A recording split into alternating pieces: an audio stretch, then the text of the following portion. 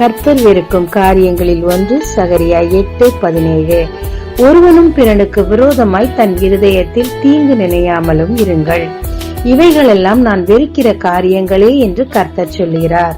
தாவீது தொடர்ந்து சவுலுக்கு நன்மை செய்து கொண்டிருந்தார். சவுல் தாவீதுக்கு தொடர்ந்து தீமை செய்து கொண்டிருந்தார். ஒரு நாள் வந்தது, சவுல் தன் மதீனத்தால் தன்னைத்தானே மாண்டு கொண்டு செத்தார். ஆனால் தாவீதோ சவுலின் வாயால் புகழப்பட்டு ஆசீர்வதிக்கப்பட்டு சிம்மாசனத்தை அடைந்தார். தீமைக்கு தீமை செய்யாமல் நன்மை செய்யுங்கள் என்று வேதம் சொல்லுகிறது. பழிவாங்குதல் எனக்குரியது என்று வேதம் சொல்லுகிறது. நமக்கு தீமை செய்கிறவர்களை கர்த்தரிடத்தில் ஒப்பு கொடுத்திடலாங்க. நம்ம பொறுமையை அவர் மெச்சிக்கொண்டு ஏற்ற காலத்தில் அவர்கள் கண்களுக்கு முன்பாக நம்மை மேன்மையாய் வைப்பாருங்க. ஜெபிக்கலாமாங்க.